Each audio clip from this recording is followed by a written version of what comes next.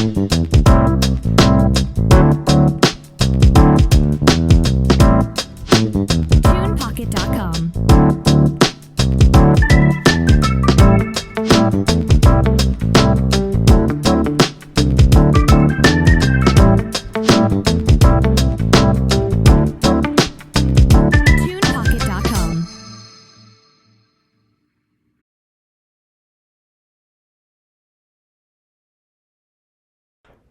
Good day to everyone out there. Welcome to the Sean Farrell podcast. I am Sean Farrell. God is great all the time. All the time, God is great. And let's not waste no time, shall we? Let's get right to it. So I want to discuss social withdrawal, okay?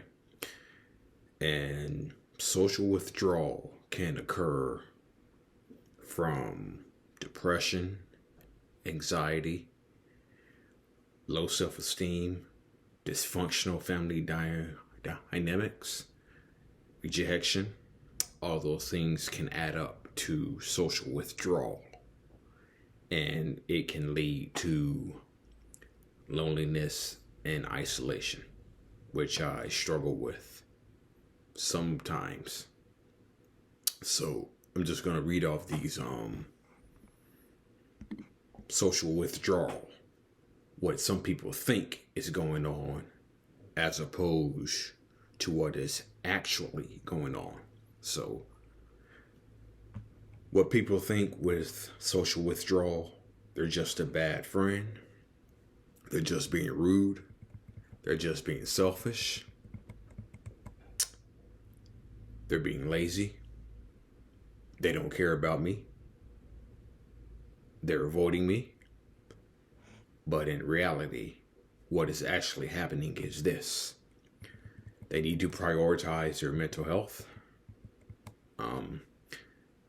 They're on the verge of a breakdown.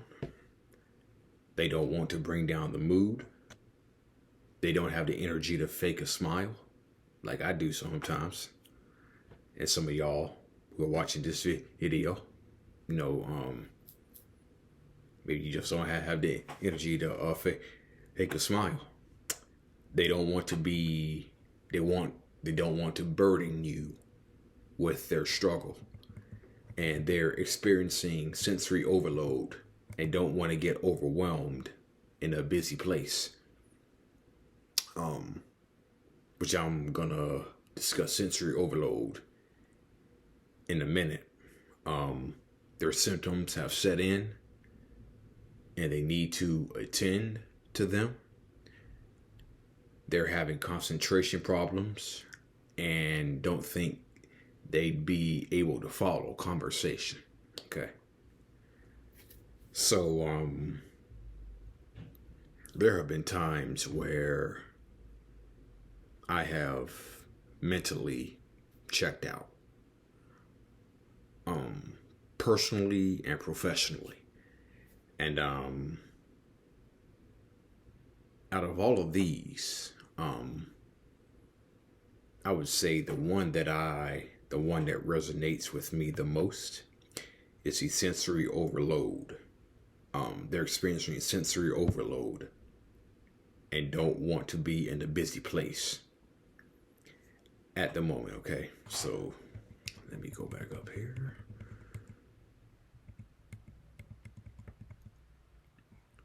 So,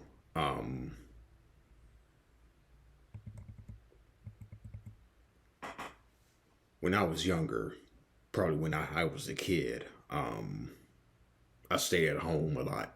I didn't like going to the movies. There was a point in time where I didn't like going to the movies. I didn't go to functions, didn't go to events, didn't go to weddings. I just wanted to stay home. And those are symptoms of social withdrawal. I wanted to be alone when I was younger, most of the time. And I don't know if people were thinking just a bad friend, rude, selfish, lazy, They don't care about me. They're avoiding me. I don't think they really thought that. But these reasons that I just read off, maybe you all, the audience who's watching this video, can resonate with some of these things that people think about when you socially withdraw. Okay. So social withdrawal is a little bit of a segue into sensory overload. And to my subscribers and all of the videos that I have made, I actually touched on sensory overload a few years ago in one of my videos. And sensory overload for me became a huge issue around 2010. Okay. This is when I used to work at FedEx. Okay. Used to work at FedEx, and it is a worldwide hub, and thousands of people work out there. I started out on days, but I eventually ended up moving to nights. You get the automatic weekends off on nights. But before I go into that, I just want to tell you about some of the sensory overload symptoms. Extreme irritability, restlessness and discomfort, the urge to cover your eyes or ears to shield yourself from sensory input, feeling excited or overly excited or wound up, stress, fear, or anxiety about your surroundings. Okay. So I mentioned a few moments ago that I was out there, used to work at FedEx, and thousands of people worked out there on days and nights, more so on nights, because like I just said, you work nights, automatic weekends off. Okay. So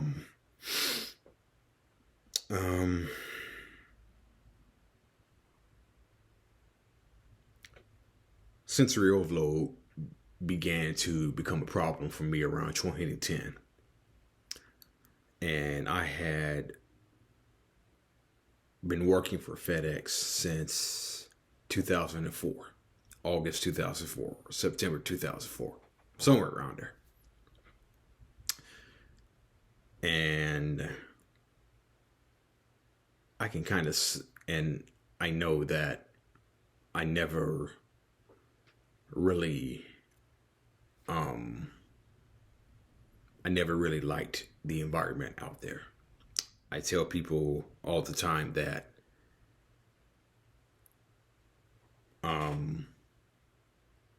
I never really liked the environment.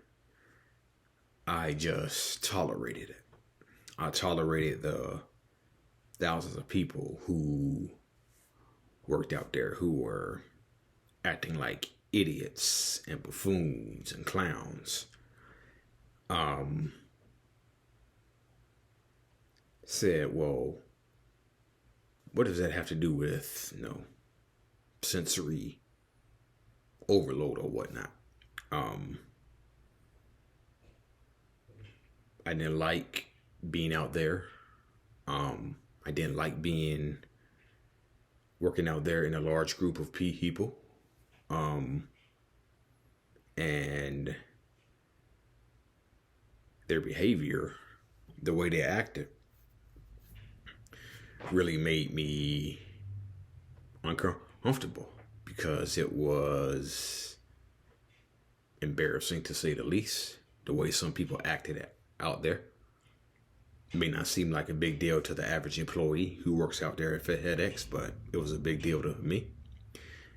And again, just the large environment of people who worked out there, more so on night side. More so on night side. And it was around 2010 that I just couldn't take being in their environment no more. I just could not take it. I could not handle it. I tolerated it for as long as I could, and I couldn't tolerate it anymore. So it was around 2010, midway through 2010, where I began to experience restlessness and discomfort, stress, fear, anxiety about your surroundings. It got so bad to the point where I actually began to fear coming into work at night. I began to fear coming into work at night because I was going to have to deal and see all the thousands of people who worked out there, the thousands of people who worked out there. And it was restlessness and it was discomforting. And you know how you see those fences, those fences they put up, those chain link metal fences, then they have like the small spikes, then reinforced with the large spikes that roll around, to reinforce it.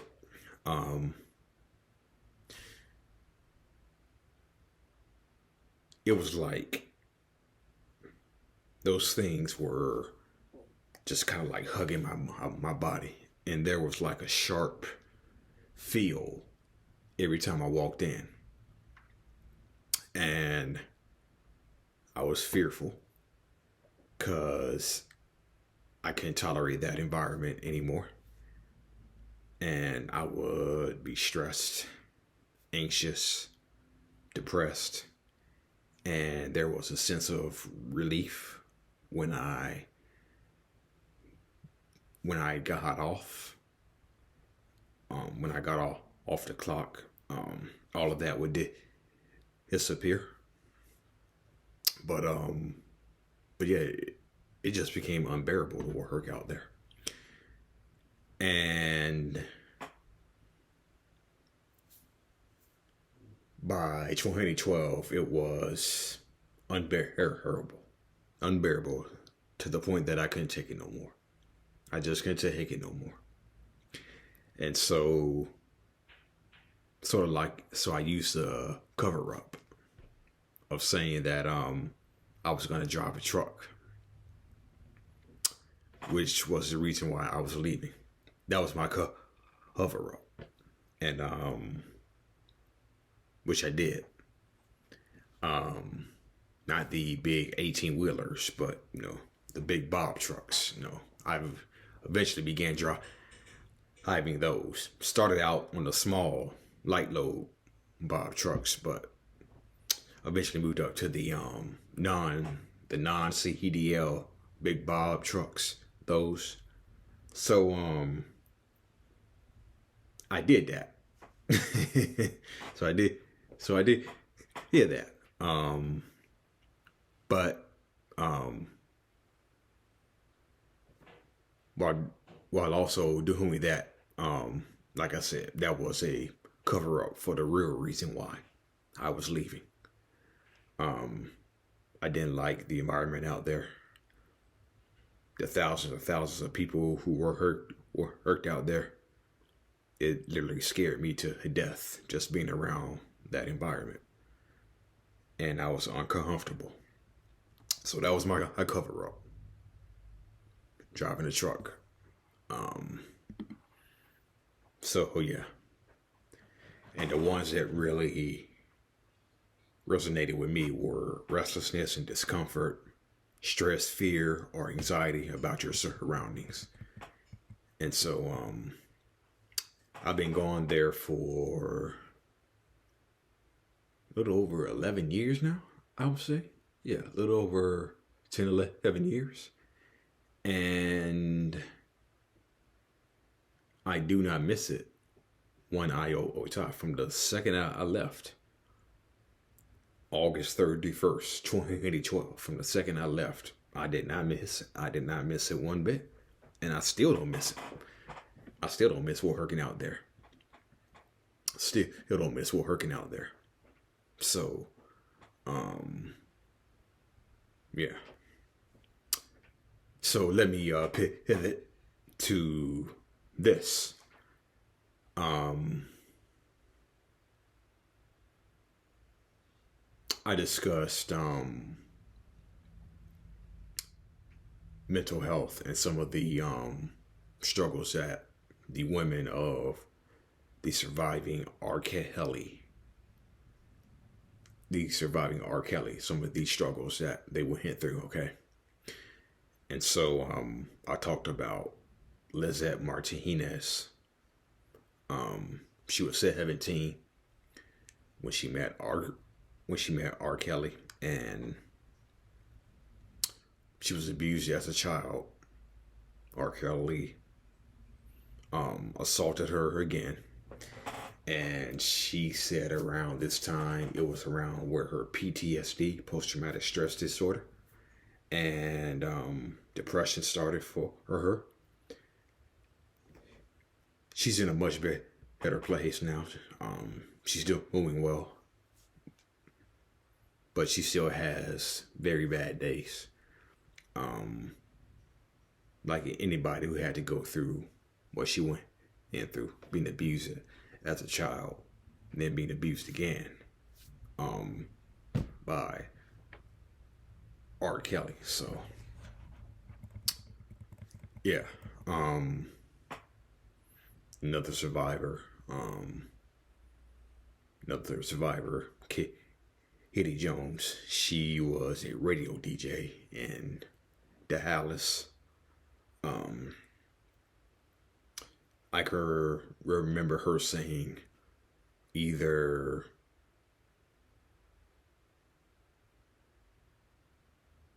I think she said she's gonna kill herself, kill R. Kelly, or do both, if I'm not mistaken. So what ended up happening was she actually went back to Dallas. She flew back to Dallas, and she actually never went back. I believe there was a manufactured excuse she made up to fly back to Dallas, if I'm correct. And she went back to Dallas and did not come back. Did not come back. I'm glad. I bet you that she's glad that she didn't. Cause she's in a better place too. I'm pretty sure she has her share of struggles that she goes through, just like Faith Rogers, also a R. Kelly victim. She often tells, she mentioned in the documentary, I mentioned this a few weeks ago, that she tells her friends that she doesn't think she's gonna make it to 30, because she talks about how it has taken everything inside of her just not to blow her head off, because some days she just feels like that she just cannot press forward. So, and Azriel Clary, may have seen her on the Gayle King interview, testified against R. Kelly in court, just as Faith Rogers did. She's doing music now. She's doing all sorts of projects. And one of the things that helped her with her mental health, she struggled with low confidence, depression. And one of the things that she used to as an outlet was music. Okay. Music helped her overcome low confidence and her depression. And believe it or not, this month is Mental Health Awareness Month. And I believe she's releasing her single this month, Mental Health Month. That's right.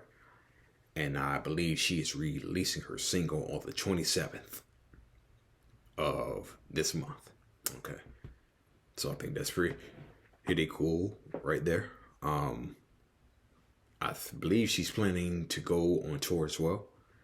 And she's also going to develop some resources to help people with their mental health. I saw something online that I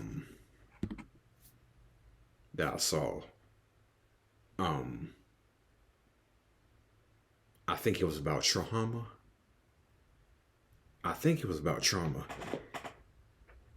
And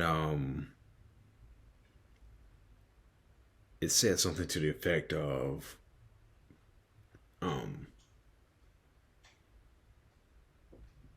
people who are acting dramatic. Hey, you're being too dramatic about this. You're being too dramatic about that. Well, what if their trauma was grounded in sexual assault? No. Having painful flashbacks, post-traumatic stress disorder. So yeah.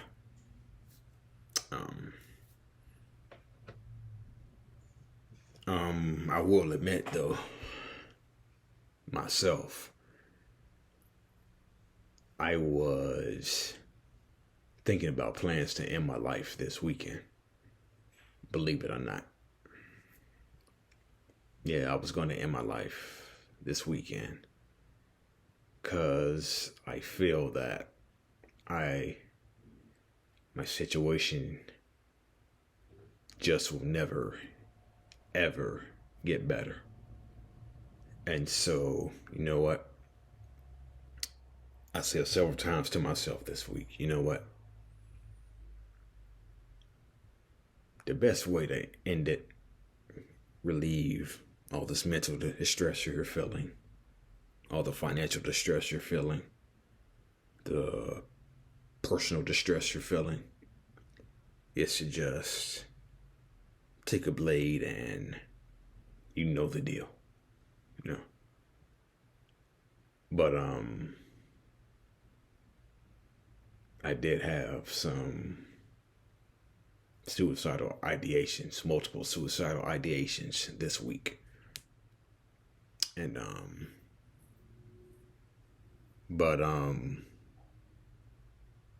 I'm here talking to you all. As you can see, I did not go through with it. And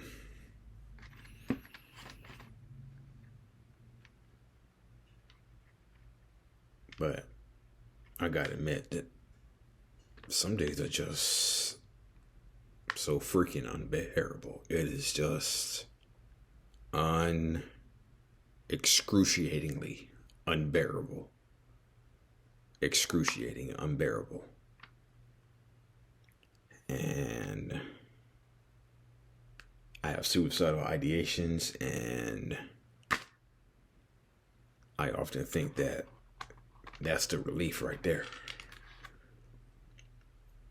But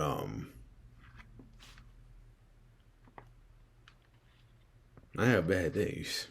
I have bad days.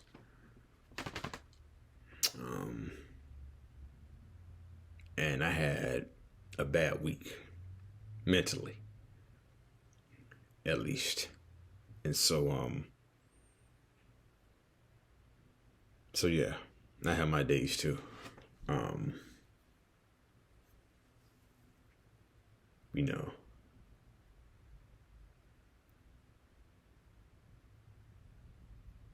yeah.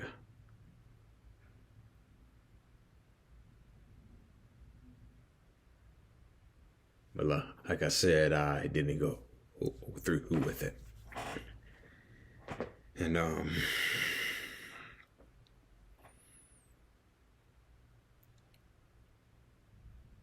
and at the end of the day, I'm always glad that I did not go through with it. Yeah. All right. That's it. That's all for the Sean Farrell podcast. God is great all the time.